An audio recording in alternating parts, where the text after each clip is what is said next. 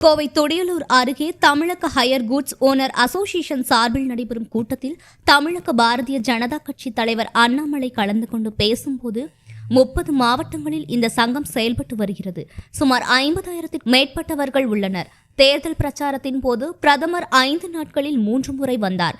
அதற்காக இந்த சங்கத்தினர் சிறப்பாக ஏற்பாடு செய்திருந்தனர். நான் கண்டிப்பாக அரசியல் பேச வரவில்லை.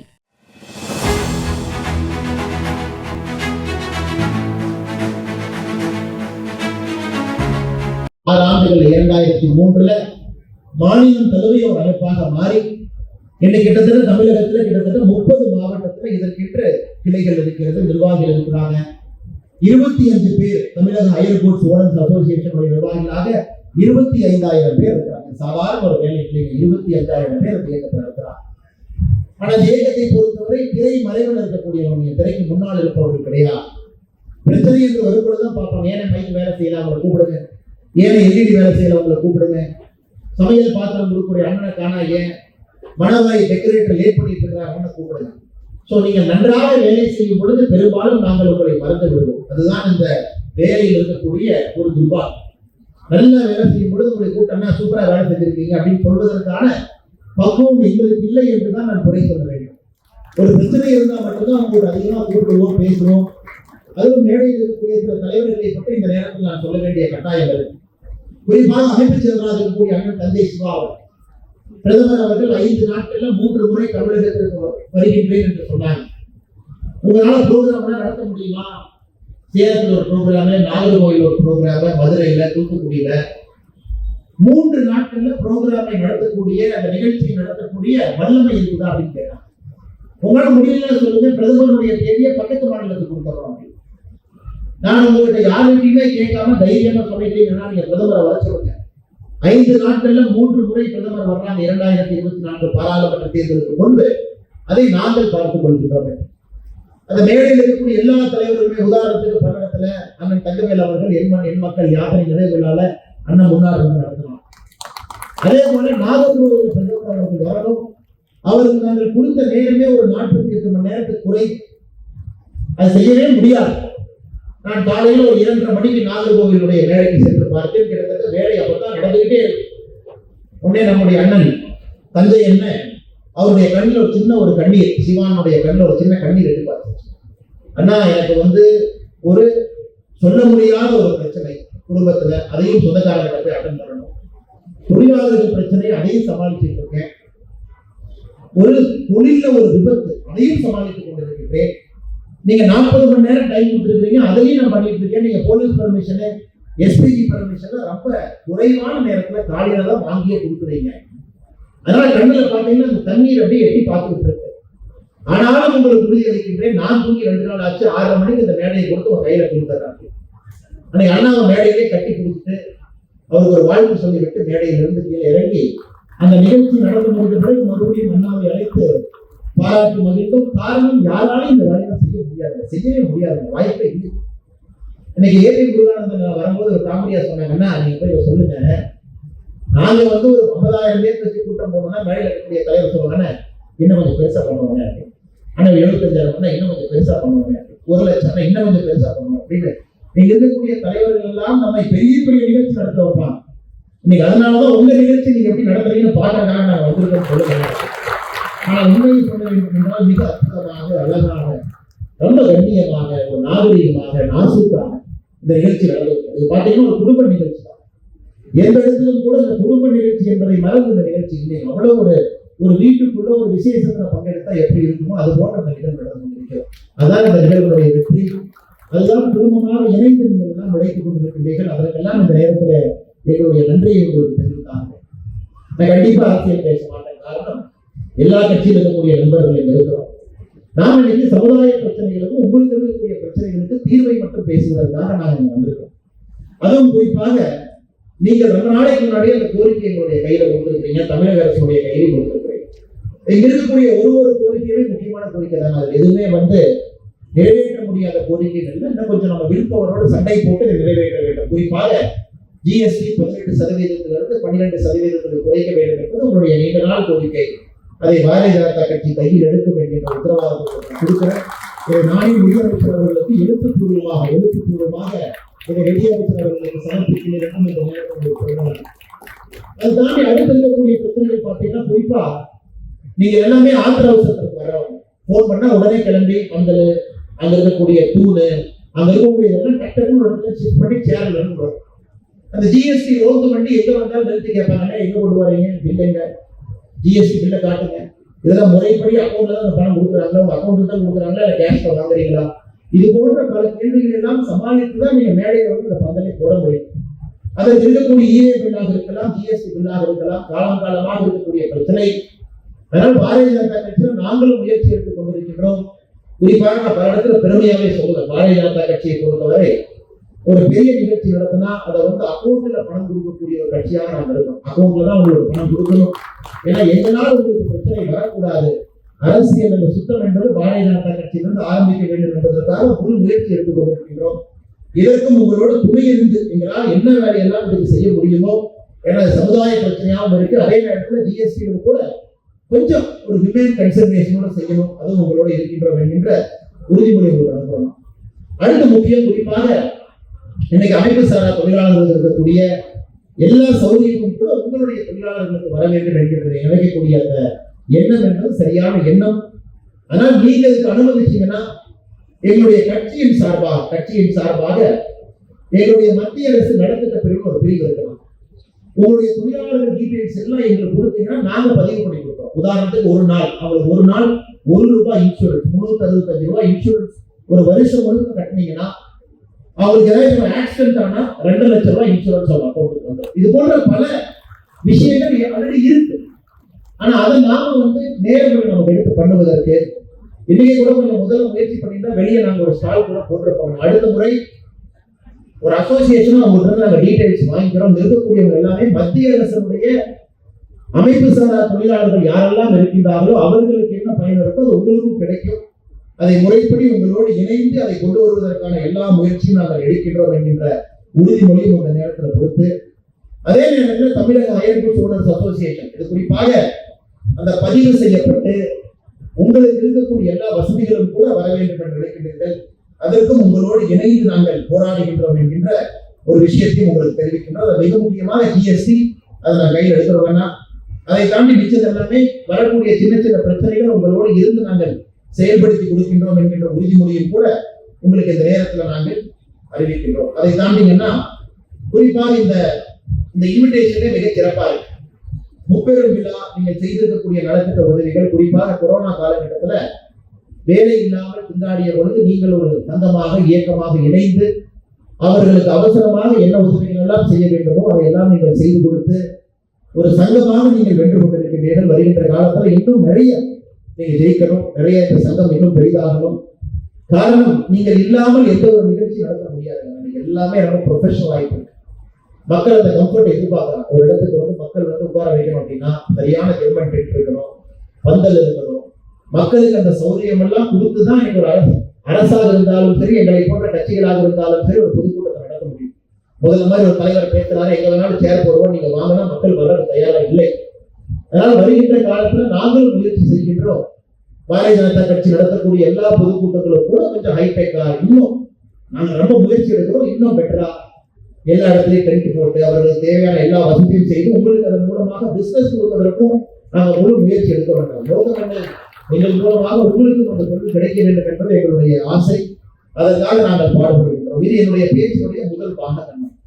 குறிப்பாக எதற்காக இந்த நிகழ்ச்சி நடக்குது, நாங்கள் என்ன செய்ய வேண்டும், ஆளும் கட்சியாக பாரதிய ஜனதா கட்சி மத்தியில் இருக்கும் பொழுது நீங்கள் கேட்கக்கூடிய கோரிக்கைகளுக்கு உங்களோடு எப்படி துணை இருக்க வேண்டும் என்பது நான் பேசக்கூடிய என்னுடைய பேச்சினுடைய முதல் பாகம்.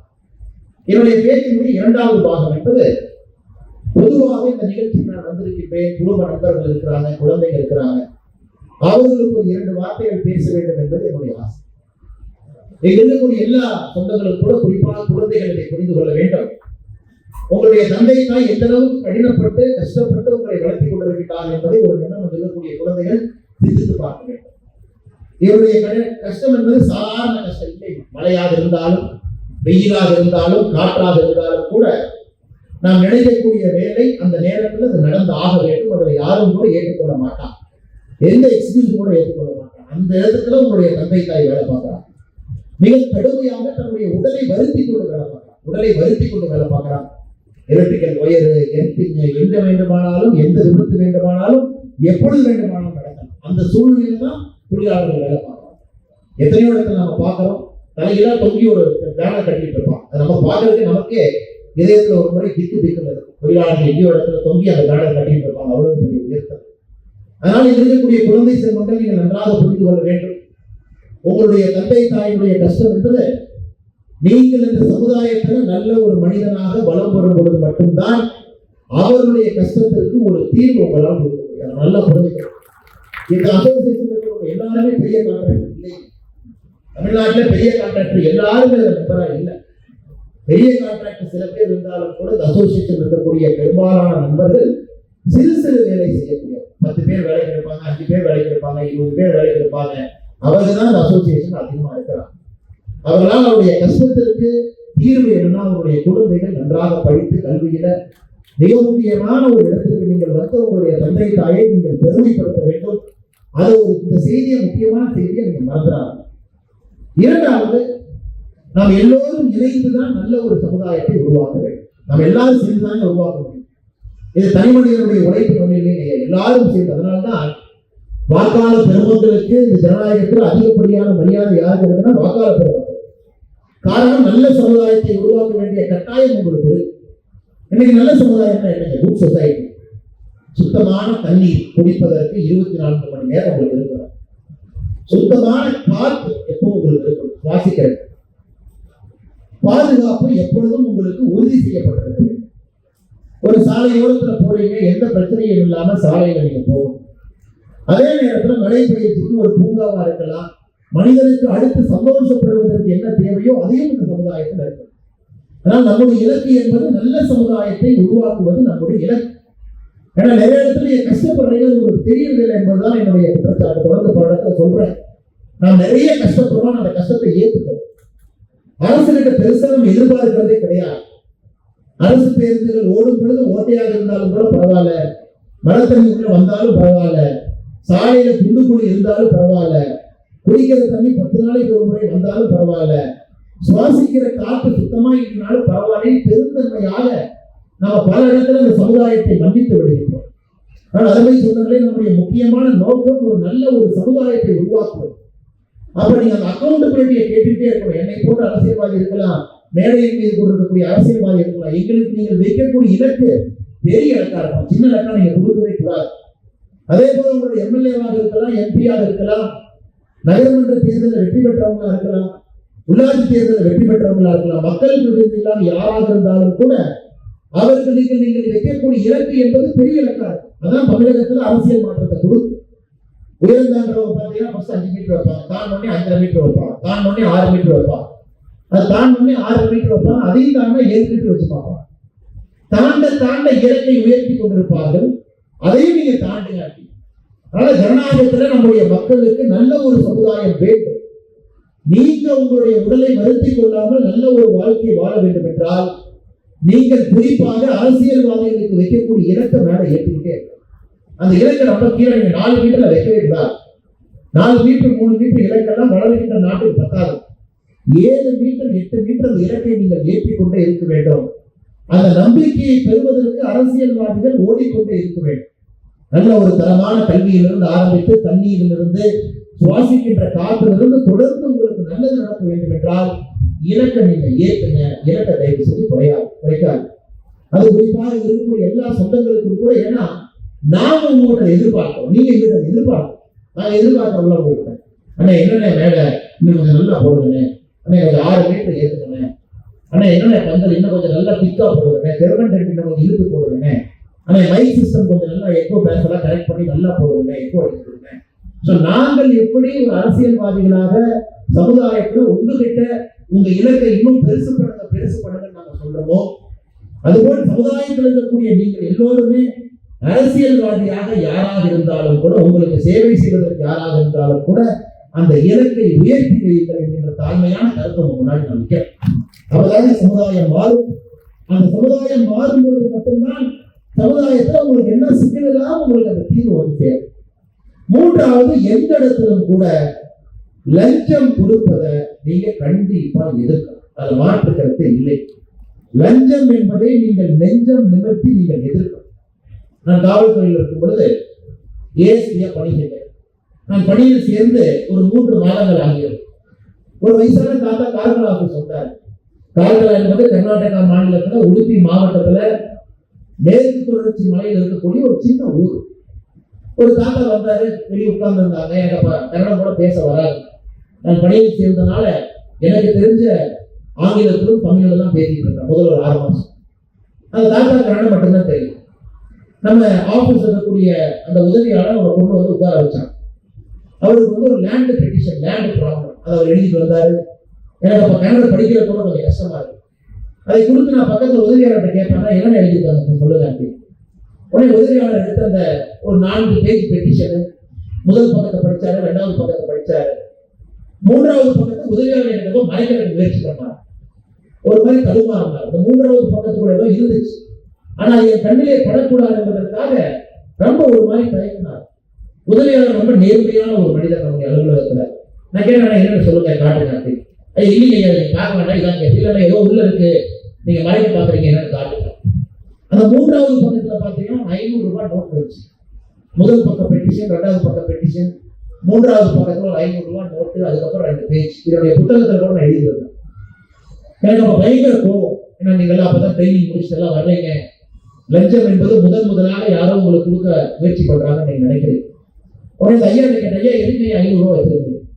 அதையும் கூட இவர் தான் மொழிபெயர்ப்பு சொல்லணும். அந்த ஐயா ஒண்ணுமே புரியல. இல்லைங்கன்னா கொஞ்சம் வேகமா வேலை நடக்கணும் அப்படிங்கிறதா 500 ரூபாய் வச்சிருக்கேன் அப்படின்னாரு. நான் எனக்கு அதை புரிய வேண்டும் என்பதற்காக அந்த ஐயாட்ட பொறுமையா கேட்டேன், ஐயா நீங்க அலுவலகத்துக்கு வந்திருக்கிறீங்க, நீங்க பெட்டிஷன் கொடுக்க போறீங்க, நாங்க அதை சால்வ் பண்ண போறோம். நான் சால்வ் பண்ணி எனக்கு மேலே எஸ்பி இருக்கிறாரு, அவர் அலுவலகத்துக்கு போறீங்க, அவர்கிட்ட போய் கொடுக்க போறீங்க.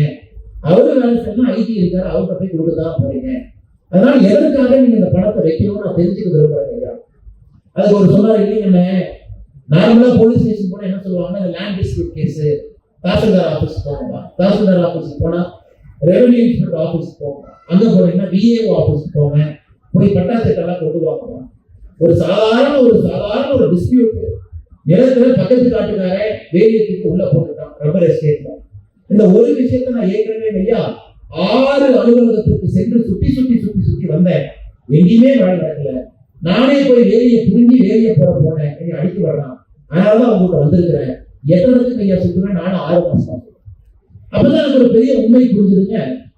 அதாவது இந்த லஞ்சம் என்பது யாரோ ஒருவர் தான் செய்ய வேண்டிய வேலையை செய்யாதனால அந்த மக்கள் இந்த வேலையை செய்யுங்கள் கொடுக்க ஆரம்பிக்கிறது லஞ்சம் அப்படித்தான் உருவாச்சு. யாரும் விருப்பப்பட்டு வலுக்கட்டாயமாக பாக்கெட் இருக்கக்கூடிய பணத்தை தூக்கி விருப்பப்பட்டு யாரும் கொடுக்க போவது கிடையாது. இந்த மனிதன் ஒரு சிறந்த ஒரு உதாரணமான ஒரு மனிதன். அவரை தூக்கி ஜீப்ல உட்கார வச்சுக்கிட்டு நாங்க 2 இடத்துக்கு போய் பார்த்தோம். அதே போல வேலை போட்டிருந்தாங்க. அது ஒரு பெரிய பஞ்சாயத்து. அவர்கிட்ட போய் பேசி பார்த்தோம். ஆனா எங்க வேலையை பிடிவி போடுங்க அப்படின்னு. அவர் கொடுக்க மாட்டேன்னு சொன்னாரு. அவரு கேட்டா, நீ போலீஸ் உங்களுக்கு லேண்ட் டிஸ்பியூட்ல தலையிறதுக்கு என்ன அதிகாரம் இருக்கு? அதை நான் தலையிட்டு அதை குடுங்கி மறுபடியும் போட்டதுக்கு அவரு போய் சிவில் கோர்ட்ல என்ன ஒரு கேஸ் போட்டாரு. ஒரு காவல்துறை அதிகாரியாக இருந்து லேண்ட் டிஸ்பியூட்ல ஒரு தலையிட்டு இருக்கிறாரு. அதனால எதற்காக இவர் மேல பணி நீக்கம் செய்யணும்? எதற்காக இந்த கதையை சொல்றாங்க? அவருக்கு உதவி செய்ய போய் உபத்திரத்துல நான் மாட்டிக்கிட்டேன். அவரு கொடுத்த 500 ரூபாய் அதை திருப்பி அவர்கிட்ட கொடுத்து அவர் வாழ்க்கையில லஞ்சம் என்கின்ற வார்த்தை அவருக்கு வரக்கூடாதுன்னு அந்த பிரச்சனையை நாம தீர்த்து வைப்பேன். அவரோட போய் ஒரு லேண்ட் டிஸ்பியூட்ல என்னுடைய கையை உள்ள வச்சு அது கிட்டத்தட்ட சிவில் கோர்ட்ல 2 வருஷம் அந்த கேஸ் மேல இருந்துச்சு. ஹியூமன் ரைட்ஸ் கமிஷன் வரைக்கும் போனார். இதனால அரசு அதிகாரிகள் என்ன பண்றாங்கன்னா, நம்ம இதுக்கே ரிஸ்க். அடுத்த முறை இதே மாதிரி வந்தாலும் அந்த அரசு அதிகாரி சொல்லுவாரு, அண்ணே தாசில்தாரை போய் பாருங்க, அந்த போலீஸ் துறையுடைய வேலை இல்லை. அதனால இந்தியாவில் பாத்தீங்கன்னா இந்த லஞ்சம் என்பது திரும்ப எல்லா இடத்துலையும் சுத்திக்கிட்டே இருக்கு. ஒண்ணு அரசு அதிகாரி நான் வேலையை செய்யறது இல்லை, அல்லது சில இடத்துல அரசு அதிகாரி வேலையை செய்து ஆப்போசிட் இருக்கிறவங்க கொஞ்சம் மூலக்காரனா இருந்தா இந்த அரசு அதிகாரியை பெட்டிஷன் போட்டு லாக் பண்ணிடுவோம். அப்படி இருக்கும் பொழுது நல்ல அரசு அதிகாரிகள் ஒதுக்கி போக ஆரம்பிக்கும் பொழுது மக்களுக்கு எப்படி வேலை நடக்கும்? அதைத்தான் நான் உங்களுக்கு தெளிவாக என்னுடைய 3வது விஷயமாக உங்கள்கிட்ட சொல்றேன். இதை தாண்டி நீங்கள் நின்றால் மட்டும்தான் இந்த சமுதாயம் திரும்பும். இதை தாண்டி நிற்காம நம்ம குறுக்கு வழியை சிந்திக்க ஆரம்பிக்கும் பொழுது சமுதாயத்துல எப்பொழுதும் மாற்றம் வராது. அதனால இன்னைக்கு the price of integrity, the price of honesty பாத்தீங்கன்னா அது எல்லோரும் ஒரு விலை கொடுக்கும். நீங்கள் நேர்மையாக இருக்க வேண்டும் என்றால் ஒரு விலையை கொடுத்துதான் இன்னைக்கு நம்முடைய நாட்டுல நீங்க நேர்மையா இருக்க முடியும். இல்லையே வரும்போது ஓவர்லோடு யாரோ பிடிச்சிட்டாங்க, நான் 300 ரூபாய் கொடுக்க மாட்டேன், நீங்க வீடு பேசிட்டீங்கன்னா வண்டி ஒரு 6 மணி நேரம் நிக்க வைப்பாங்க. நான் உதாரணத்துக்கு சொல்றேன். ஆனா இன்னைக்கு நம்முடைய இளைஞர்களுக்கு நான் சொல்லக்கூடிய கூற்று என்னன்னாங்க, இதையெல்லாம் சகித்துக் கொண்டு நீங்க தாண்டி நிற்கவில்லை என்றால் இந்த நாட்டுல லஞ்சம் என்கின்ற பேயை எப்பொழுதுமே துரத்த முடியாது. அதனால இளைஞர் படை நேரம் வந்துருச்சு, உறுதியாக நீங்கள் என்னை கையில் எடுக்கணும். நான் இதை கொடுக்க மாட்டேன், என்ன நடந்தாலும் நடக்கட்டும், பார்த்து விடுகிறேன். ஒருத்தர் அது ஒரு 5 பேர், அது ஒரு 10, அது ஒரு 6 மாசத்துல ஒரு 100, அது ஒரு 500, அது ஒரு 1000 போயிருந்தாங்க ஐயா. எனக்கு சமுதாயத்துல பாதி பிரச்சனை தீரும். இதற்கு ஒரு உதாரணம் நான் சொல்றேன். மகாத்மா காந்தி அவர் ஒரு பெரிய ஒரு படித்த ஒரு அறிவாளி, லண்டன்ல போய் பாரிஸ்டர், திரும்ப குஜராத்துக்கு வந்தார்.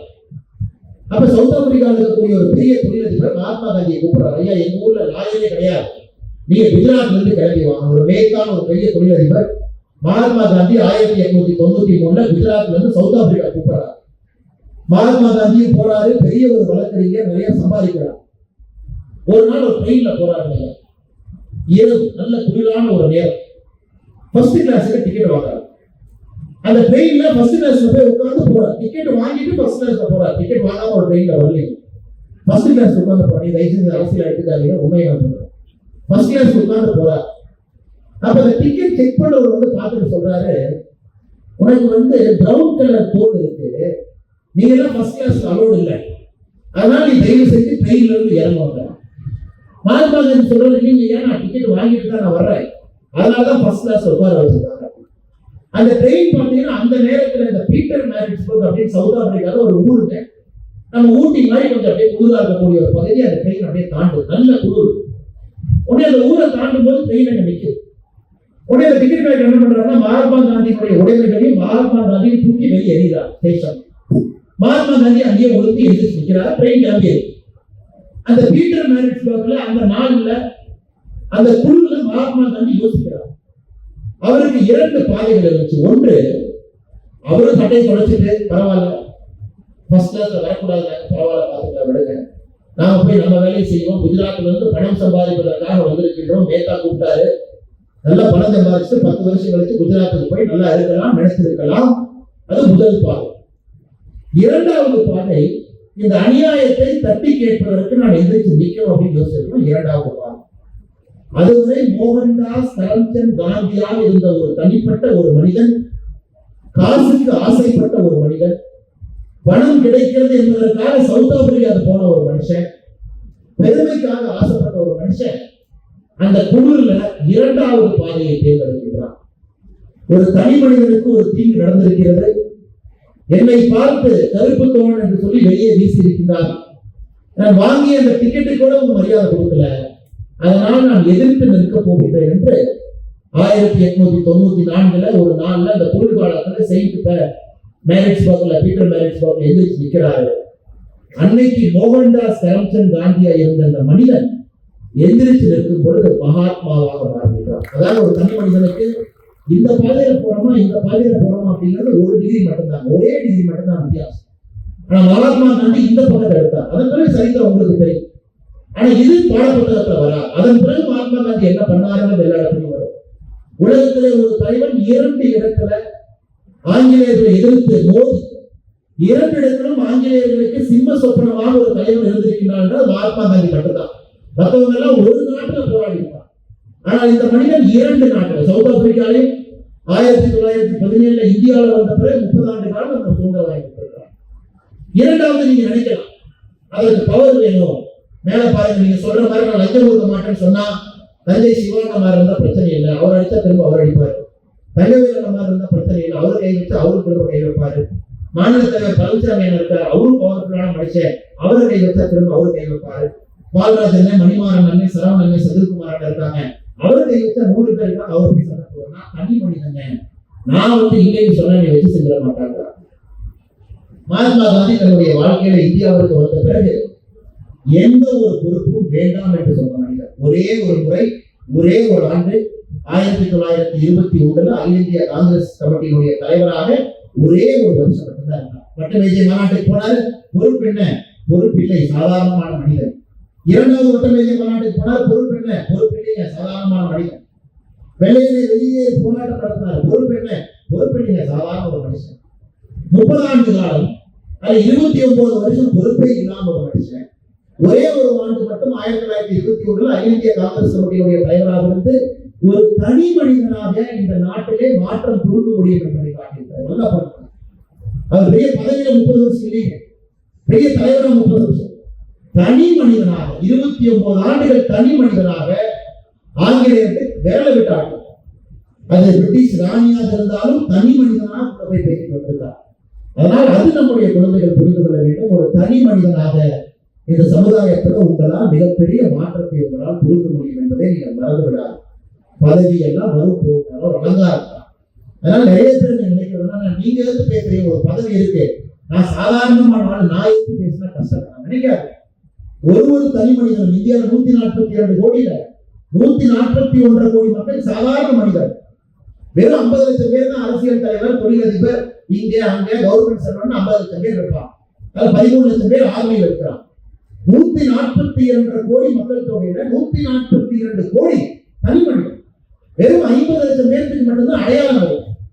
ஆனா 142 கோடி மக்களுமே நான் தனி மனிதனை சிந்திக்க ஆரம்பிச்சா இந்த நாடு எப்படி, இந்த நாட்டிலே மாற்றம் வரும் என்பதை ஒரு முறை நீங்கள் உணர்ந்து பார்க்க வேண்டும். அன்பு சொந்தங்களே, தனி மனிதனாக நீங்கள் எவ்வளவு பெரிய காரியம் செய்யலாம். அதற்கு அருமையான உதாரணம் மகாத்மா காந்தி அவர். கர்மவீரர் காமராஜர் ஐயா அவர்களும் இன்னொரு உதாரணம், தனி மனிதனா. நல்ல யோசிப்பார். தமிழ்நாட்டினுடைய காங்கிரஸ் கட்சியினுடைய தலைவர் பண்டிட் நேரு அவர்கள் இந்தியாவுடைய பிரதமராக இருக்கும் பொழுது காமராஜர் ஐயா கூப்பிட்டு சொல்றாங்க, இவரைத்தான் தமிழகத்தினுடைய முதலமைச்சராக நீங்கள் போட வேண்டும் என்று சொல்றாங்க. அகில இந்திய கட்சி இந்தியாவுடைய பிரதமர் காமராஜர் ஐயாவை கூப்பிட்டு சொல்றாங்க, தமிழகத்தினுடைய முதல்வர் இவரைத்தான் போடுறது. பேர் நான் சொல்ல விரும்பவில்லை, சரித்திரம் உங்களுக்கும் தெரியும், அரசியல் உங்களுக்கும் தெரியும். காமராஜர் ஐயா என்ன சொல்றாருன்னா, நேரு அவர்களே மன்னிக்கணும், நான் செய்ய மாட்டேன், என்னுடைய எம்எல்ஏக்கள் எல்லாத்தையும் கூப்பிடுவேன், எம்எல்ஏக்கள் எல்லாம் யாருடைய பெயரை சொல்லுகின்றார்களோ அவர்களைத்தான் இந்த கட்சியினுடைய தலைவராக, தமிழகத்தினுடைய முதலமைச்சராக நான் முன்மொழிவேன் அப்படிங்கிறார். என்ன தைரியம்! அதன் பிறகு ஒரு மிக வித்தியாசமான தலைவர் பார்த்தீங்கன்னா, காங்கிரஸ் கட்சியினுடைய தலைவராக இருந்து 2 தலைவர்களை முதலமைச்சராக ஆக்கி அழகு பார்த்து அதன் பிறகு இவர் முதலமைச்சராக வருவார்.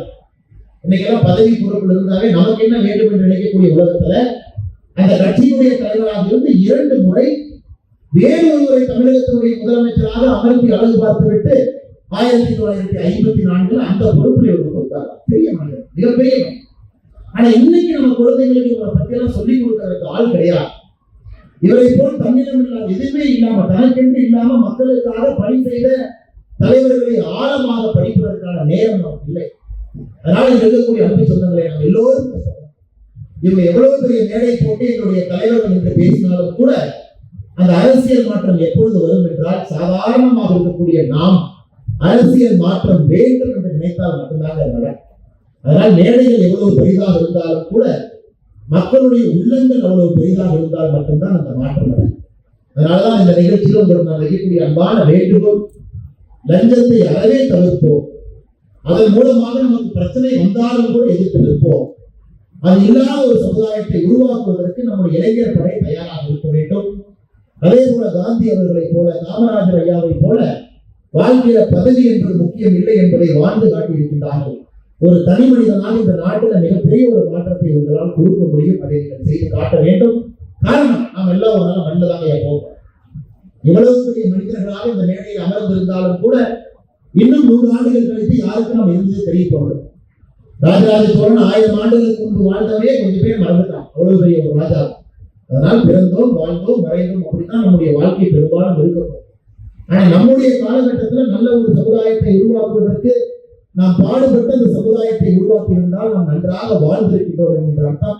எப்படி மோகன்தாஸ் கரம்சந்த் காந்தி 1894 ஒரு குளிர் பிரதேசத்தில் எதிர்த்து நின்று 2வது பாதையை தேர்ந்தெடுத்தானோ, அதே போல இருக்கக்கூடிய நீங்கள் எல்லோரும் கூட நல்ல ஒரு சமுதாயத்தை உருவாக்குவதற்கு நீங்கள் பாடுபட வேண்டும் என்கின்ற ஒரு செய்தியும் உங்களுக்கு சொல்றேன்.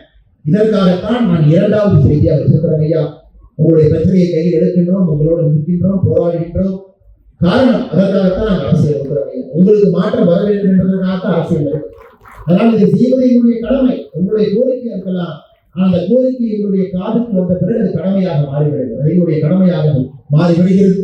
போராடி இதை செய்து கொடுக்கின்றோம் என்கின்ற உறுதிமொழி உங்களுக்கு அளித்து இது அற்புதமான தமிழக ஹையர் கோர்ட்ஸ் ஓனர்ஸ் அசோசியேஷன் நிகழ்வுக்கு வந்திருக்கக்கூடிய எல்லா குடும்பத்தினருக்கும் மறுபடியும் தலைவணங்கி என்னுடைய வாழ்த்துக்களை தெரிவித்துக் கொள்கிறேன். உங்களுக்கு தெரியுமான்னு தெரியாது, எவ்வளவு கஷ்டப்படுறாங்க நாங்க பார்க்கிறோம், அவ்வளவு கஷ்டப்படுறாங்க.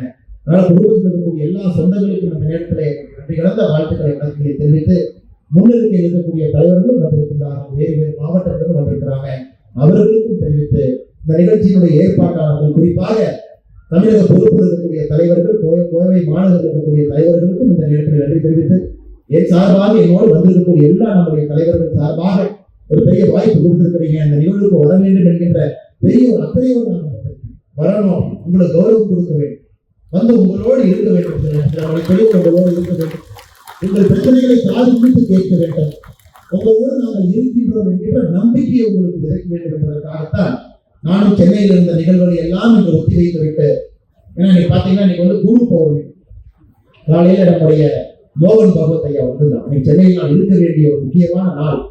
ஆனா யாரு கேட்டாலும் கூட ஒரே வார்த்தை சொன்னீங்களே, கமிட் பண்ணியிருக்கிறேன், அவங்கள்ட்ட சொல்லியிருக்கிறேன், எங்களுக்காக உழைக்கக்கூடியவர்கள் அந்த மேடைக்கு சென்றே ஆக வேண்டும். ஆனால் எந்த காரணத்திற்கு எவ்வளவு முக்கியமாக இருந்தாலும் கூட நான் சென்னையில் இருக்க முடியாததான் 10 நாட்களாக விழிப்பிள்ளையை போல் மாறிக்கொண்டிருக்கின்றேன். இன்று வந்ததிலே மிகுந்த சந்தோஷப்படுகின்றோம், ஆனந்தம் அடைகின்றோம், பெருமை அடைகின்றோம். வருகின்ற காலத்தில் அவருடைய பணி இன்னும் சிறக்க வேண்டும் என்று எல்லாவற்ற இறைவனை வேண்டி விரும்பி விடைபெற்றுக் கொள்கின்றேன். நன்றி, வணக்கம், பாராட்டு. உங்களது முக்கிய கோரிக்கையான GST 18% 12% குறைக்க நடவடிக்கை எடுக்கப்படும். அதற்காக நிதி அமைச்சரிடம் நானே நேரடியாக பேசி குறைக்க ஏற்பாடு செய்கிறேன். அமைப்புசாரா தொழிலாளர்களுக்கு கிடைக்கக்கூடிய அனைத்தும் தங்களுக்கு கிடைக்க வேண்டும். மத்திய அமைப்புசாரா தொழிலாளர்களுக்கு கிடைப்பவைகளை உங்களுக்கு கிடைக்க நடவடிக்கை எடுத்து தருகிறோம். உங்களுக்கு வரக்கூடிய சின்ன சின்ன பிரச்சனைகளை கூட நாங்கள் கூட நின்று உதவி செய்கிறோம். வரும் காலத்தில் இந்த சங்கம் பெரிய அளவில் வளர வேண்டும். வரும் காலத்தில் பாரதிய ஜனதா கட்சி சார்பில் நடைபெறும் கூட்டங்கள் ஹைடெக்காக நடத்தி உங்களுக்கு வேலை அதிகப்படுத்த ஏற்பாடு செய்கிறோம். இரண்டாவதாக, இந்த சங்கத்தில் இருப்பவர்கள் தங்கள் உடலை வருத்தி கொண்டு வேலை செய்கிறார்கள். அதனால் இங்கே இருக்கக்கூடிய குழந்தை செல்வங்கள் உங்களுடைய தந்தை தாய்ப்படும் கஷ்டங்களுக்கு தீர்வு ஏற்பட நன்றாக படித்தும் நல்லவர்களாக வளர வேண்டும். நல்ல சமுதாயத்தை நாம் அனைவரும் இணைந்து உருவாக்க வேண்டும். சுத்தமான தண்ணீர் 24 மணி நேரமும் கிடைக்க வேண்டும். சுத்தமான காற்று இருக்க வேண்டும். எப்போதும் பாதுகாப்புக்கு முழுமையாக இருக்க வேண்டும். நீங்கள் அரசியல்வாதிகளுக்கு உயர்ந்த இலக்கு வைக்க வேண்டும். அதற்காக அந்த அரசியல்வாதிகள் ஓடிக்கொண்டே இருக்க வேண்டும். அப்போதுதான் சமுதாயம் மாறும். மூன்றாவது தகவலாக, எந்த இடத்திலும் கூட லஞ்சம் கொடுப்பதை நீங்கள் எதிர்க்க வேண்டும். இளைஞர்கள் என்ன ஆனாலும் லஞ்சம் தரமாட்டேன் என்று உறுதியெடுத்து அதன்படி நடக்க வேண்டும். சவுத் ஆப்பிரிக்காவில் மகாத்மா காந்தி முதல் வகுப்பில் டிக்கெட் எடுத்து சென்றபோது உங்களுக்கு இதில் அனுமதி இல்லை என்று டிக்கெட் பரிசோதகர் தெரிவித்துள்ளார். அப்போது டிக்கெட் பரிசோதகர் உடனடியாக காந்தியையும் அவருடைய உடைமையையும் வெளியே தள்ளிவிடுகிறார். அன்று அவர் வழக்கறிஞராக படித்து பணம் சம்பாதிப்பதற்காக அங்கு சென்று இருக்கலாம். ஆனால் இந்த தனி மனிதனுக்கு ஏற்பட்ட இழப்பை மாற்ற அவர் எடுத்த வழிதான் இரண்டாவது வழி. ஆனால் தனி மனிதனாக நின்று காந்தியடிகள் போராடி இந்தியாவிற்கு சுதந்திரம் வாங்கி கொடுத்தார். நீங்கள் தனி மனிதராக நின்று லஞ்சத்தை முறியடிக்க வேண்டும். அதே போல காமராஜர் பெரிய அரசியல் மாற்றத்தை தமிழகத்திற்கு கொண்டு வந்தார். அதனால் நான் லஞ்சத்தை அறவே அகற்ற வேண்டும். தனி மனிதனாக போராடி காந்தியடிகள் காமராஜர் வெற்றி கண்டுள்ளார். அதே போல நாமும் வெற்றி பெற முடியும். நல்ல சமுதாயத்தை உருவாக்க பாடுபட வேண்டும். உங்களுக்கு மாற்றம் வர வேண்டும் என்பதற்காக தான் நாங்கள் அரசியலில் இருக்கிறோம். உங்கள் கோரிக்கை எங்கள் காதுக்கு வந்தவுடன் அந்த கோரிக்கைகளை எங்களுக்கு கடமையாக மாறி வருகிறது. நாங்களும் போராடி உங்கள் கோரிக்கைகளை வெற்றி பெற செய்கிறோம் என்று தெரிவித்தார். கருடா வாய்ஸ்.